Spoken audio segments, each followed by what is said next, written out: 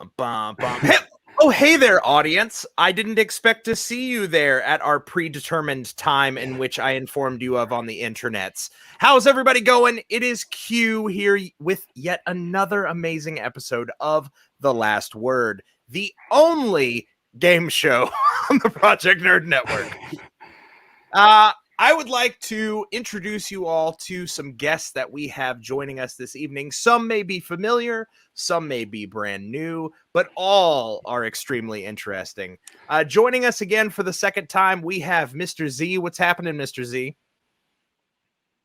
You know what? I'm just hanging out. Almost started talking on mute. I happened to log into the internet and found a link in my email, and I thought I'd click it. That just made the most sense to someone like me. Absolutely. Let my antivirus do its work, and I showed up here. So here I am, and I guess we're gonna do stuff. So cool. That's how it works. We just randomly send out links to people and just see who's silly enough to click on it. And now you're trapped, and now you have to battle to the death against these other people. Oh no! And let's do this thing.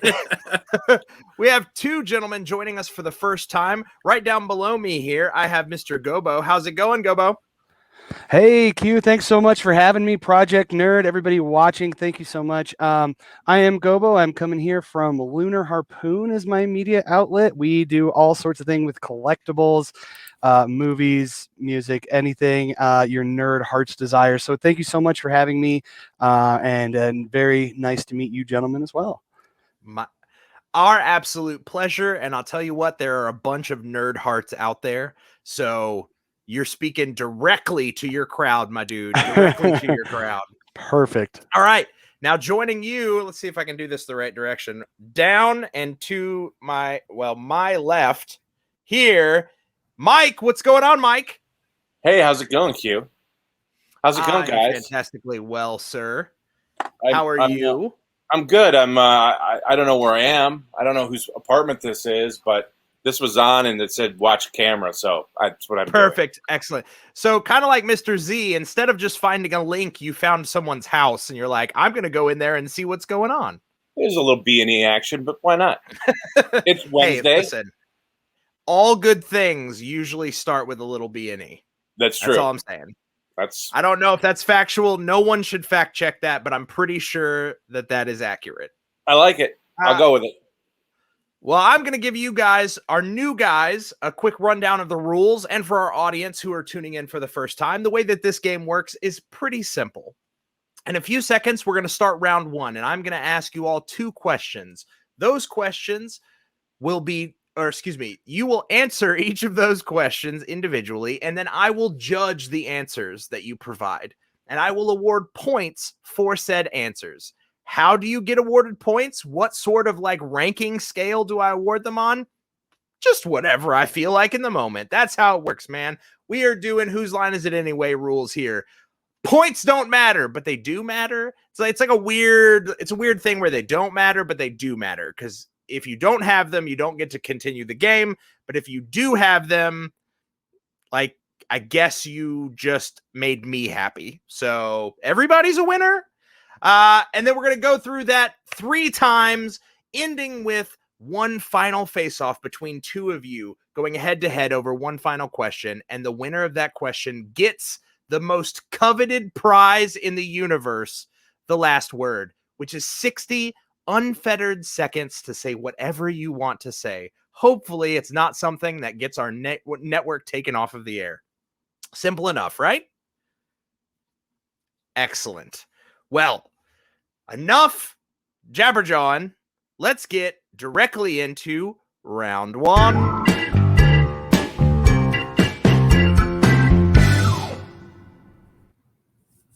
Oh, that was nice. What nice music.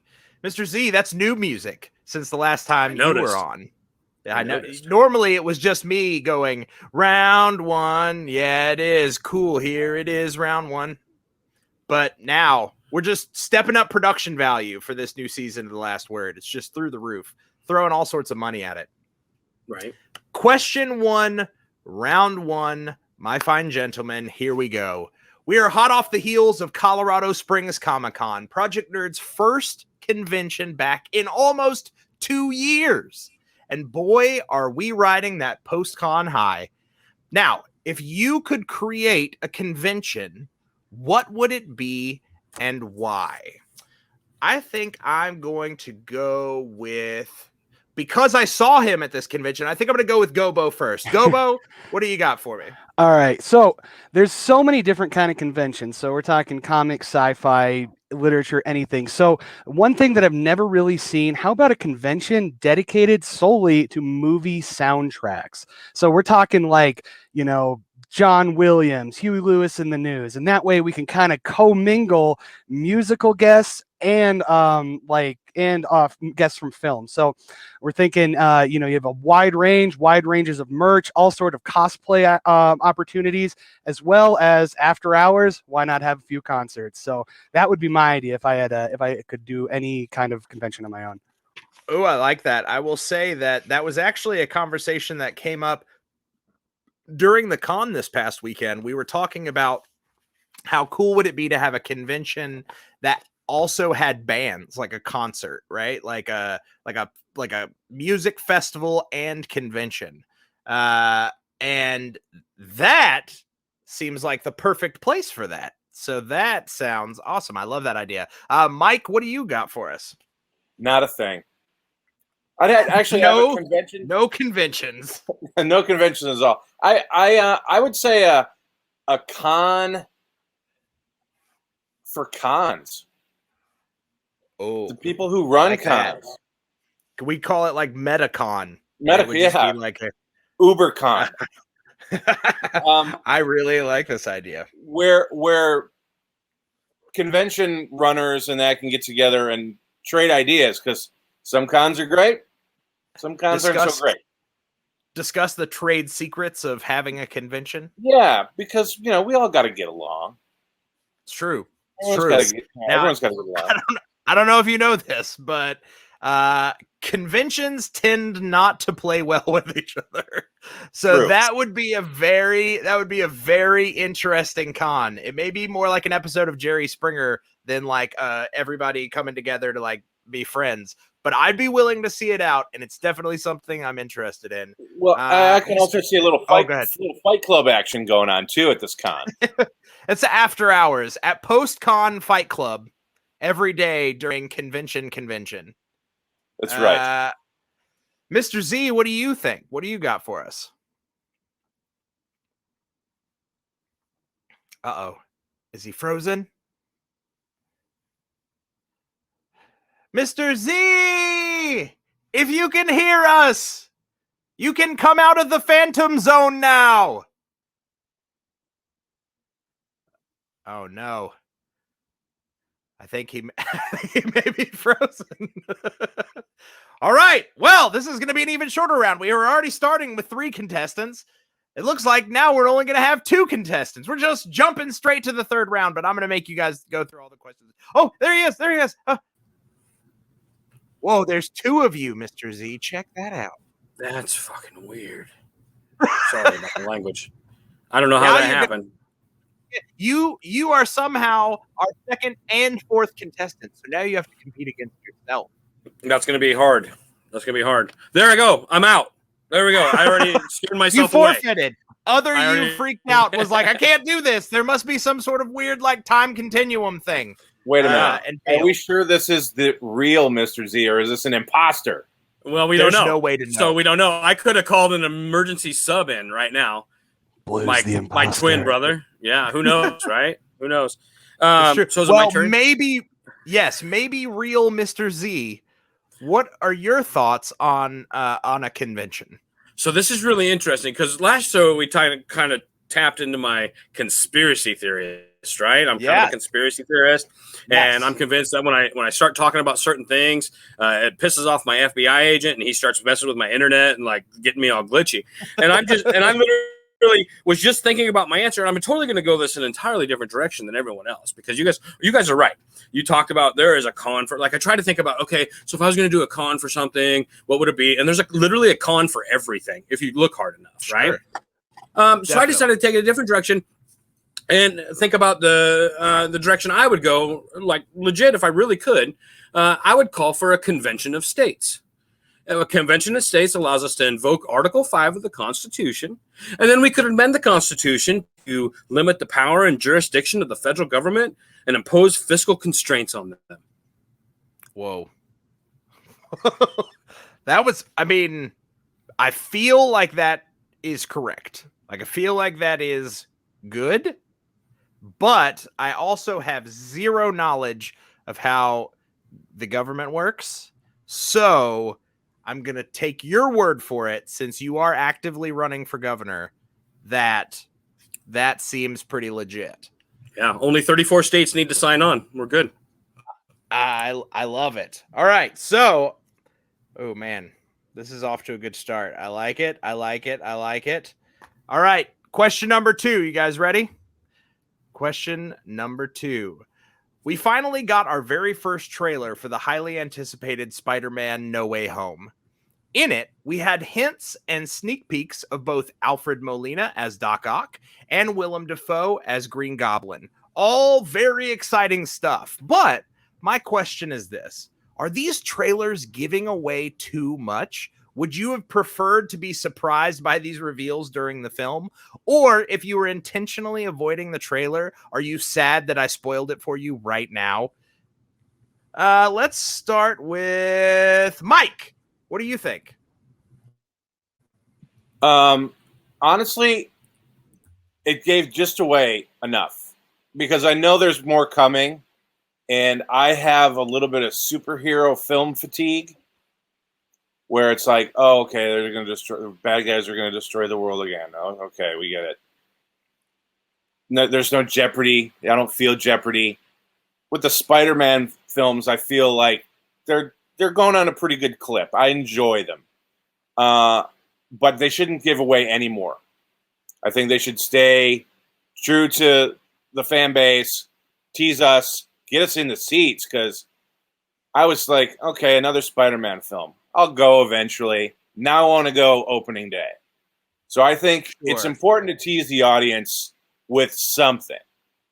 And I was reluctant to watch the trailer, but because I didn't want anything spoiled. But seeing Alfred Molina, one of my favorite character actors, I was like, chef's kiss, baby. That was cool. So I totally get that.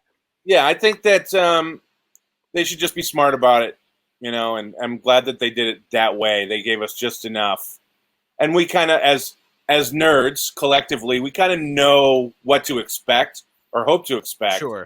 But I think they're going to give us a lot, you know, when we actually see the film, and hopefully they won't spoil anything else in the trailers to come. I like that answer. I like that answer a lot. Mr. Z, what do you got for me? So fun fact. I've not seen a single one of the Marvel superhero movies. Not seen a one. What? Not one of them. Amazing. Not a one. No. It's a fun fact, right? Intentionally? So now it's kind of become a thing. So it started out as like I just didn't have time. I was working a couple of jobs. I didn't have the money to go to movies. It just didn't seem right to me. And then it got to a point where it just kind of became challenge accepted. Is this something I can do? And now that's where I'm at. I wouldn't have, honestly, I wouldn't have paid attention to this trailer at all had you not sent me a link to it and said, hey, check this out. So I looked at it, and I'm pretty well convinced that I've saw the best 3 minutes of that movie. But with no context whatsoever for what came before it. Okay, it doesn't matter. I actually like the idea. It is a very interestingly funny concept to me that if someone's only knowledge of the Marvel Cinematic Universe is through the trailers for the films. Like it's like a weird truncated version. I mean, I can tell you what happens in all of them. I've seen the trailers. I know what happened in all of them. Sure, for sure, definitely. I do kind of wonder, though. I wonder, what major plot points you would have to kind of infer, and I wonder how close they would be. I almost want to do a second series of just short videos with you, where you and I talk through what has happened this far in the Marvel universe, as far as you know. And as far as you understand. All right, cool. I really like this. That's really funny. All right, cool. Gobo, what do you got for me? Okay, so I have seen the Marvel Cinematic, and to Mike's point, Alfred Molina, top 5 ever performance as a superhero villain as Doc Ock. He's marvelous. I didn't do that on purpose, I promise. Marvelous. I know, it's so meta. Okay, so I have a couple of points here. Is that one? With the expanding, like, the amount of trailers and the amount of footage shown in trailers, I really don't have an issue with it, because if you look at, like, Disney and the way that they produce Marvel movies, the runtimes of the films are exceptionally long. I mean, if you look at, like, Endgame was like 2.5 hours long. So I mean, I feel like they literally cannot cover all the plot points in a 3-minute trailer. And then on top of that, I look at, like, Far From Home, and, like, when I saw the trailer for that, I was like, okay, so we got Molten Man, we got Mysterio, we got the MJ love story. I know everything about this movie, and I was genuinely surprised at a few of the plot points, especially, and I won't ruin it for the viewers if you haven't seen, like, Mr. Z. I'm not going to ruin that movie for him. There was a very serious plot point that you absolutely had to see the movie for. If you are a comic follower, you know what it is already, but I was genuinely surprised by that movie, and I feel like it got exactly the same preview treatment that the new Spider-Man got. Well, I like that answer too. I think these are all well thought answers. I'll give you my opinion. So, as somebody who is well versed in the superhero movie verse, if you will, I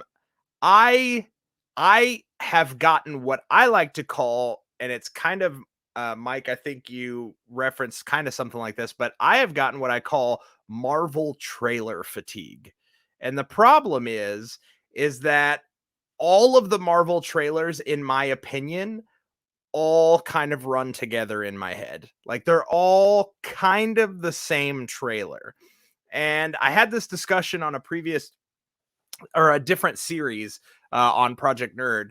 And we were talking about the fact that I used to get really hype when I saw Marvel trailers. And then for some reason, somewhere around like Endgame, maybe, or the Infinity Wars, somewhere around there, my interest in the trailers started to wane. And I would see a trailer and I would just be like, okay, that's a Marvel trailer. Like, it almost like burned me out on it somehow.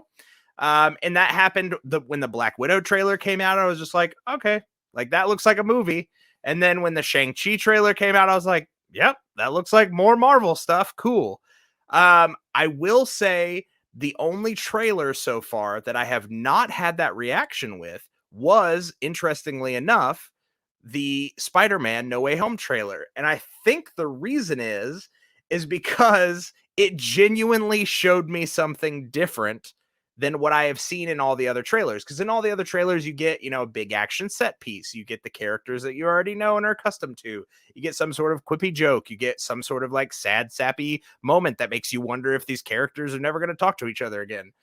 But in this movie, or in this trailer, I got characters from other Spider-Man franchises.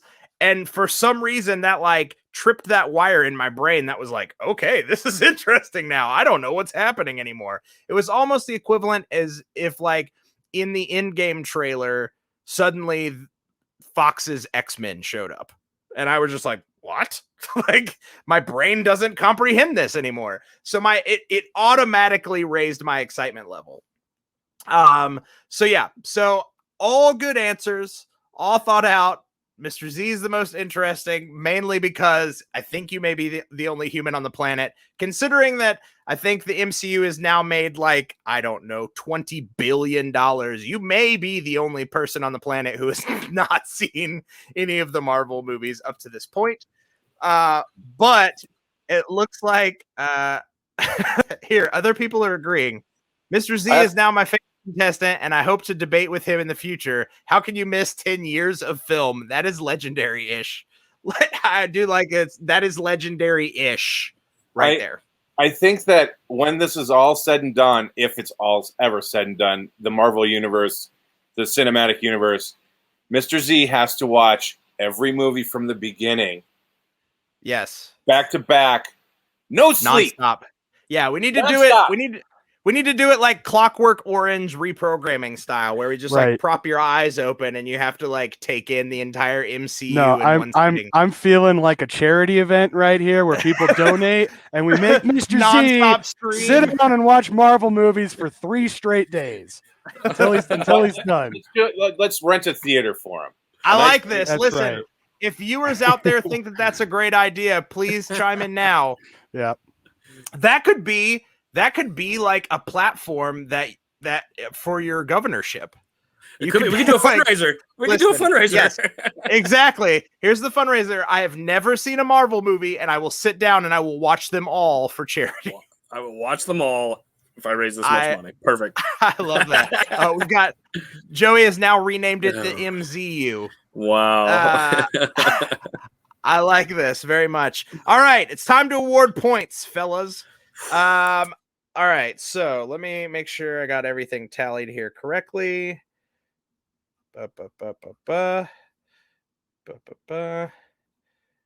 And okay. All right, so at the end of round 1, Gobo, I liked both of your answers. First off, let me address the music con or soundtrack con, if you will.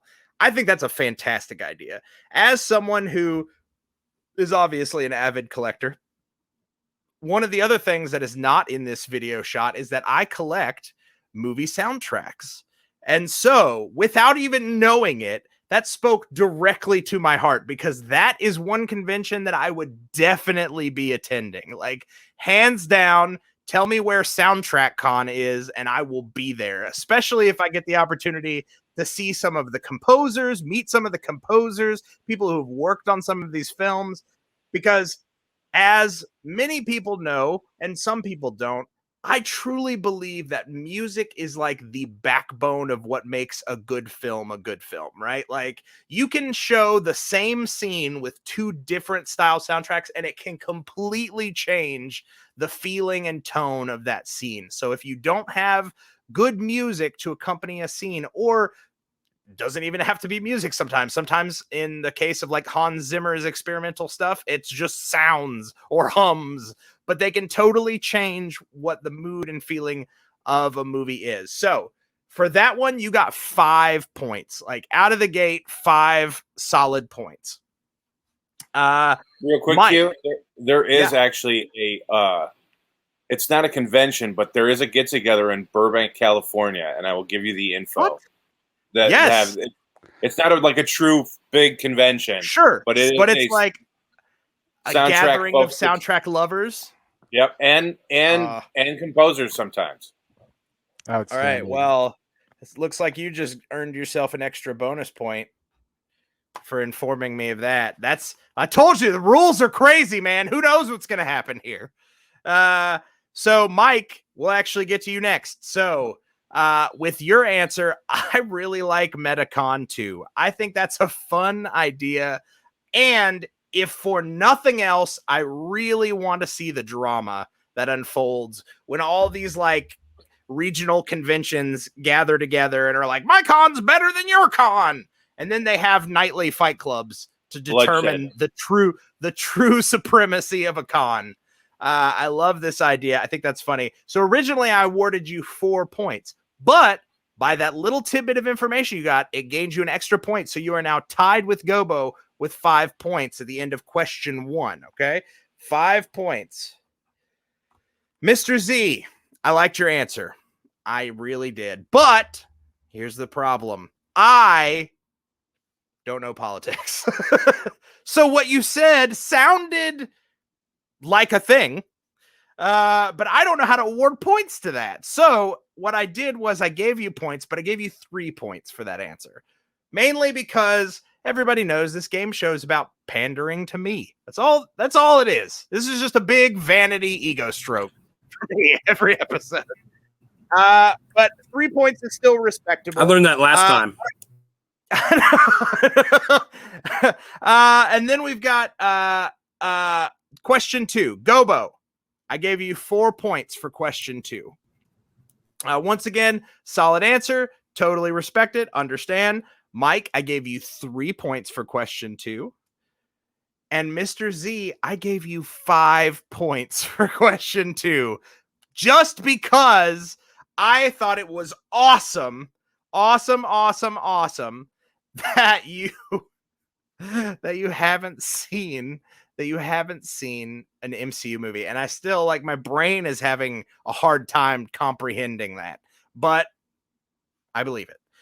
So at the end of round 1, we find ourselves in a little bit of a bind here, because Mr. Z, that leaves you with 8 points. Mike, that leaves you with 8 points. And Gobo, that leaves you with 9 points. So that means we need a tiebreaker between Mike and Mr. Z. So we're going to go to the old faithful, right?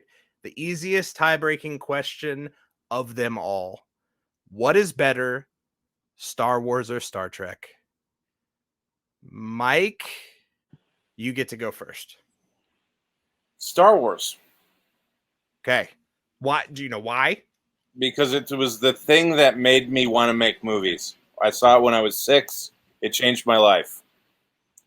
And ruined it at the same time, technically, but you know. It definitely hurt my wallet. Yeah, that too.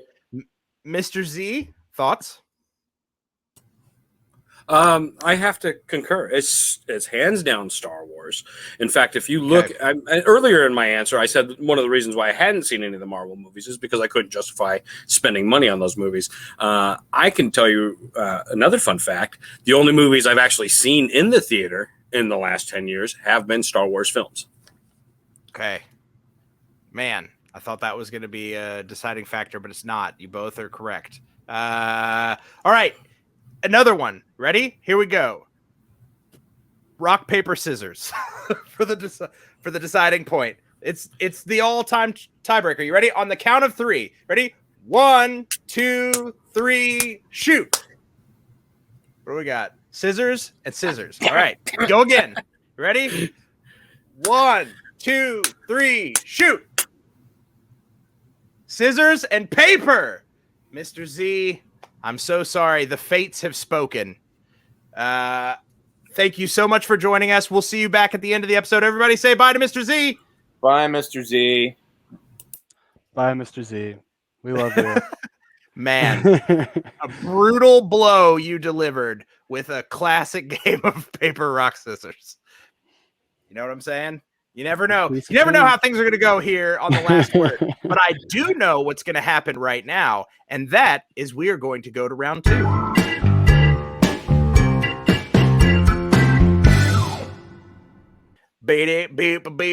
Round 2. All right, question 1, round 2. Staying on the topic of conventions, they are an amazing place to potentially meet your childhood hero, celebrity, or creator guest. Regale me with your best celebrity encounter, and close encounters will work as well. Let's go with Mike. Mike, what's your best celebrity encounter? Best celebrity encounter at a convention, correct? Sure. Yes. Can't stray away from a convention. Has to be convention. I mean, it can potentially. I would like it to stay at conventions, but if you're like, I've never been to a convention, then that's fair. I'll give you a good convention story. Okay, great. Do you know who Angeline is? And you broke up a little bit. Say that again. Do you know who Angeline is? I know several Angelines. Is this? This is the billboard Angeline in Los Angeles. Okay. There's a woman. Okay. The very famous Angeline. Yes. Yes. Okay. About 6 or 7 years ago, at Stan Lee's Kamikaze here in Los Angeles, I was in the green room waiting for Bruce Campbell to get done signing because we were going to go to dinner. And I was alone, and in walks Weird Al. And Weird Al and I just start having a conversation because I'm the only one there. He's the only one there. We just start talking. And in stumbles Angeline, who is, the word vapid comes to mind. I don't think she knows where she is ever. Sure. And she's not the sharpest bulb on the porch, if you know what I mean. Aloof, if you will. She's I would. What's beyond aloof? Like dumb as a brain dead. Yeah, there you go. So in walks Angeline, and she looks at me and she says, "Oh, hi, I'm Angeline. Who are you?" I said, "I'm Mike." She's like, "Oh, what do you do?" And I said, "I'm a filmmaker, but you've never heard or seen of any of the things I've done." And she turns to Al, and she's like, "Hi, I'm Angeline. What's your name?" And he goes, "I'm Al, Weird Al Yankovic. And what do you do?" She had no clue. And I said, "You've never heard of Weird Al? Eat It? I know another one, rides the bus. He's like only the premier parody songwriter in the universe." What? How just dare blank, she? I know. Just blank stares.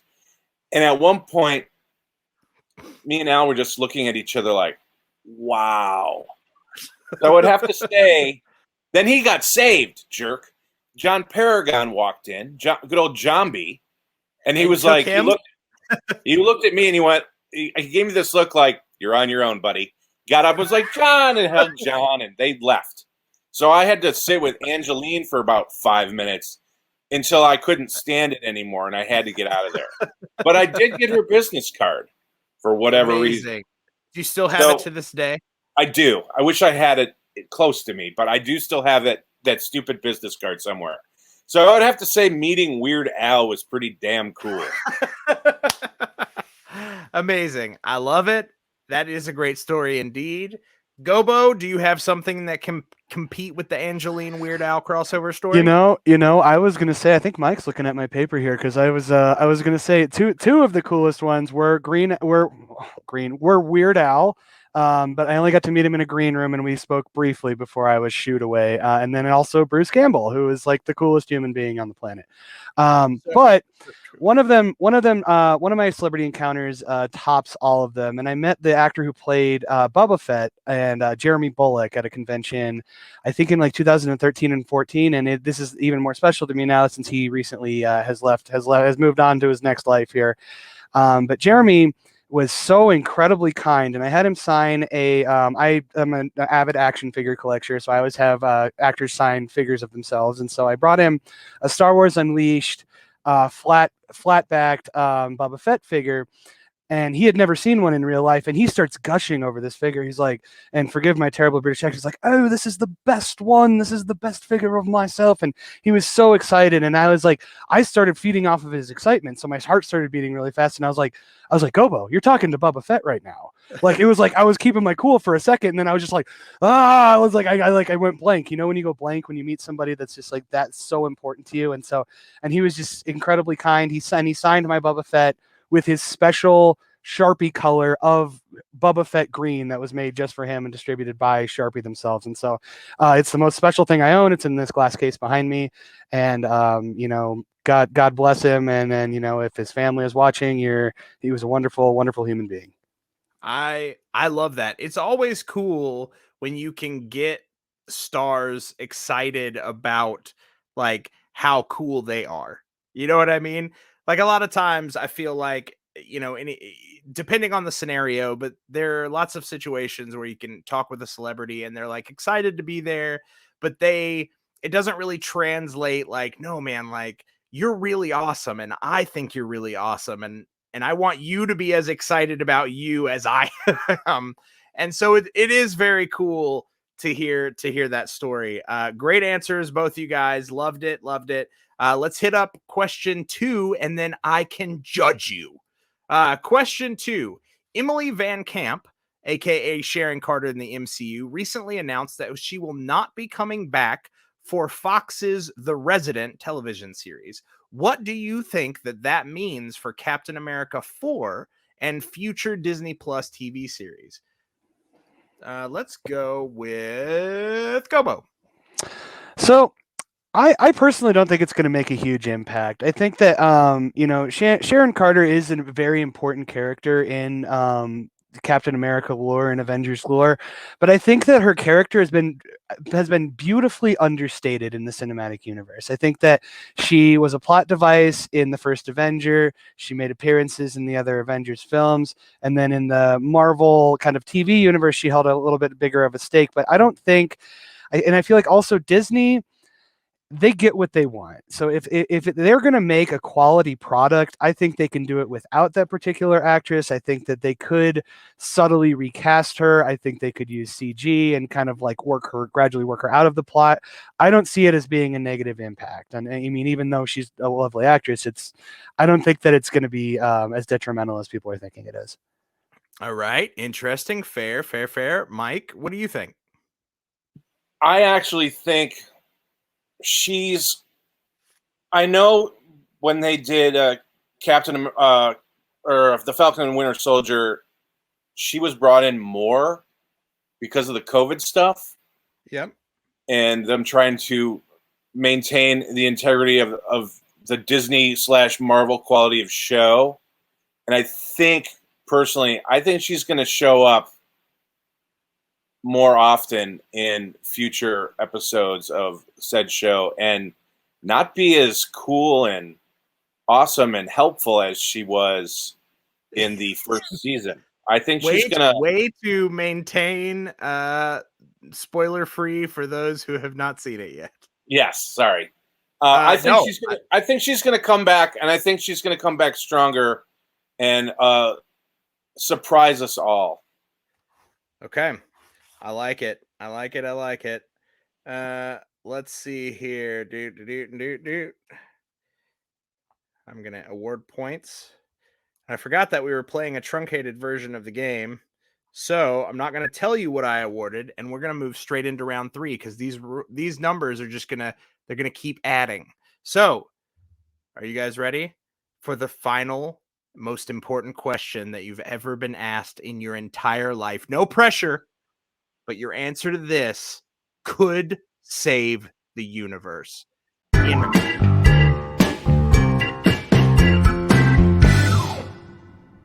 All right, like I said, no pressure at all. Just easy peasy. It's only the entire fate of your nerd integrity that hangs in the balance. That's it. No big deal.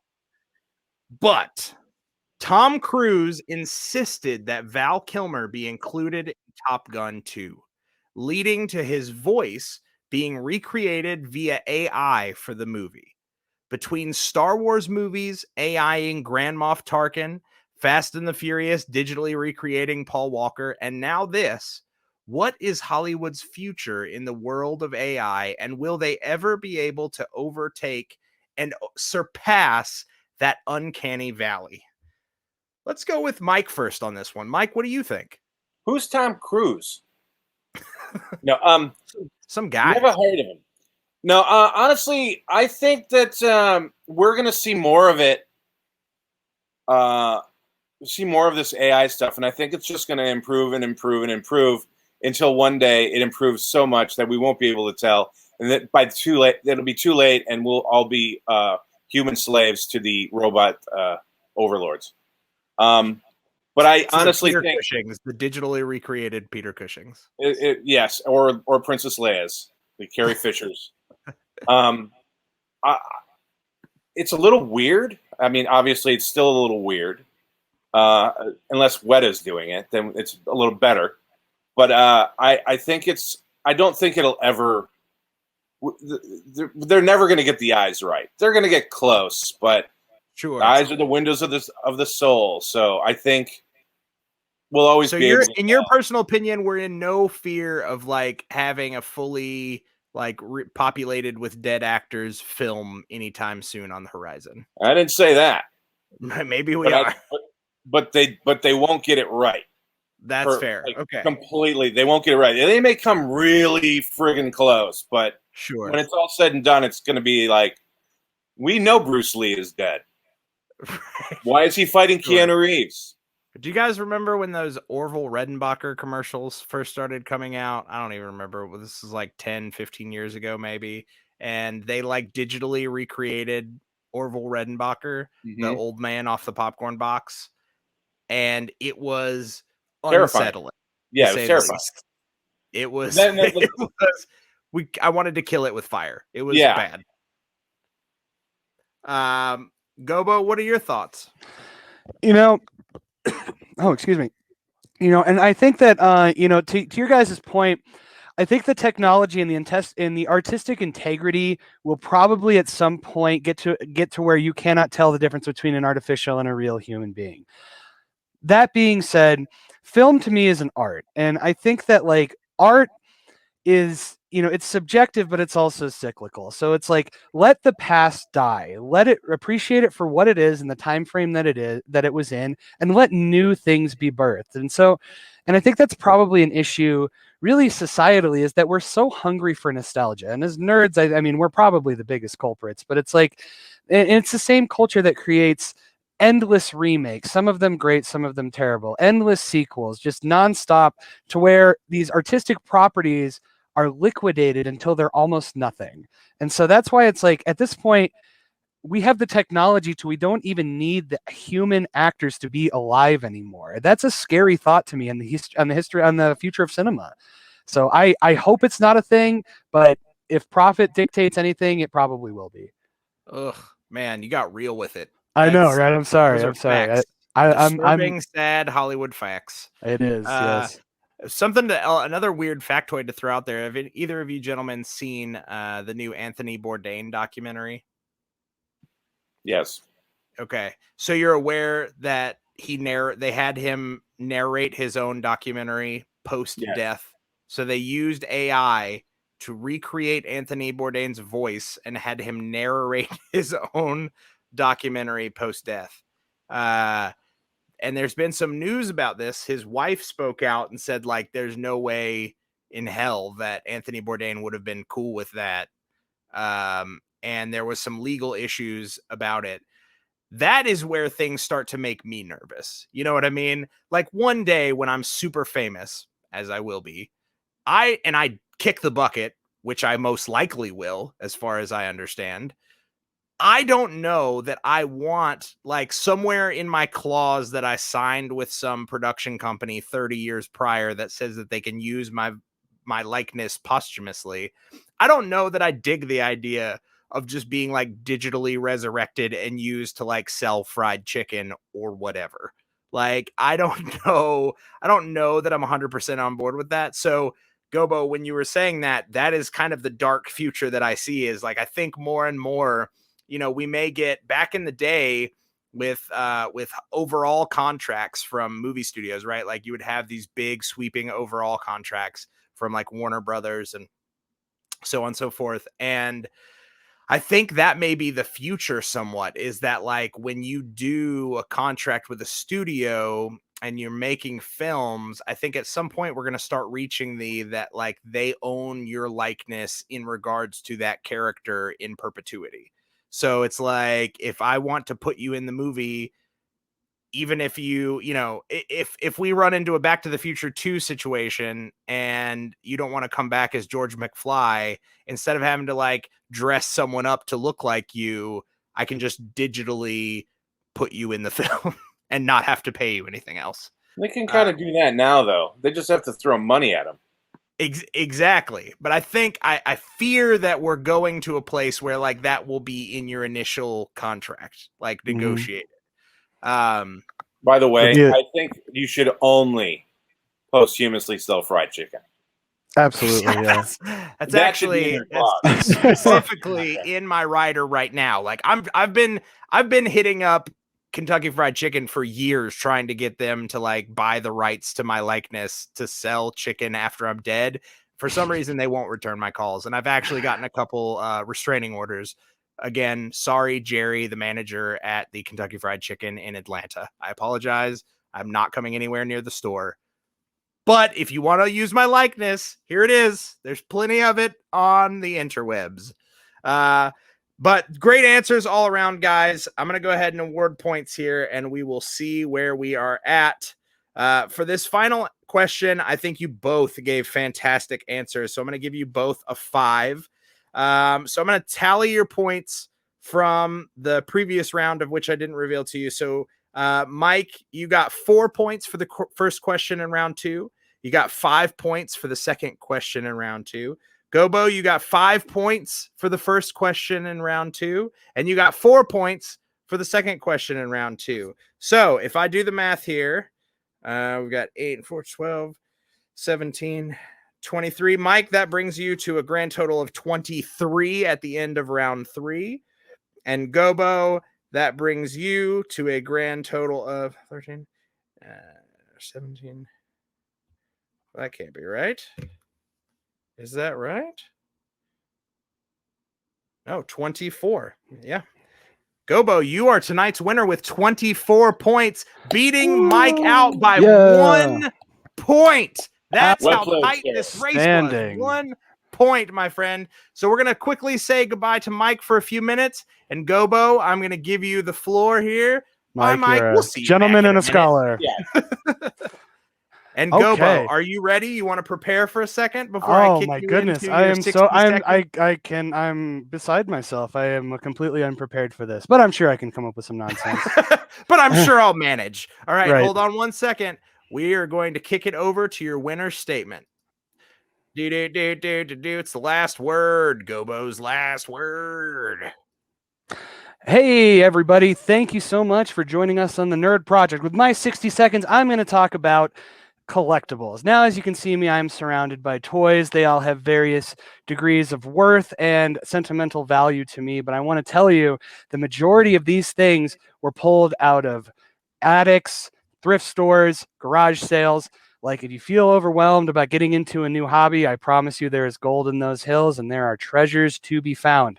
If you want to find treasures like these at a reasonable level, you can check out my sales site, The Toy Box, on Facebook. It's ran by the best people on the internet, next to my friends at the Nerd Project, of course. So please check us out, The Toy Box.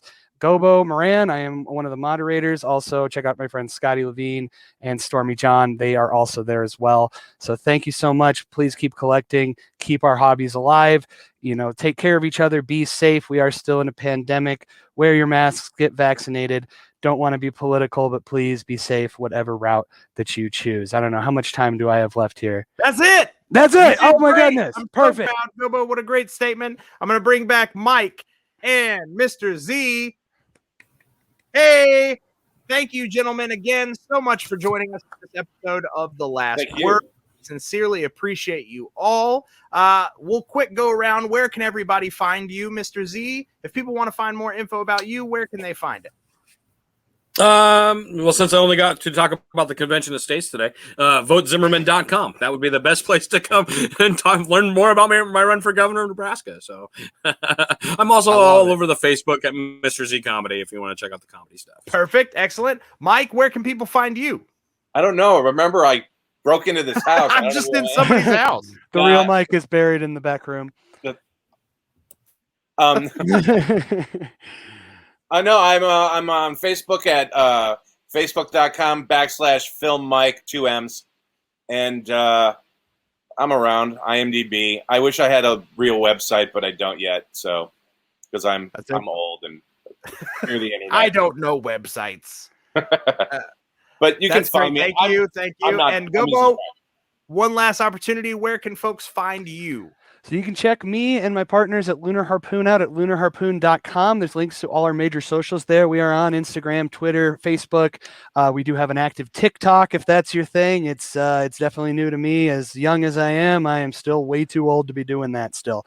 Either way, yeah, definitely. Also, you can check us out on the Toy Box. It is our toy sales group on Facebook. We would more than welcome any one of you to join as well. Awesome. Well, thank you guys again so much. Much appreciated. And until next time, you guys be safe, be good to each other, and get vaccinated.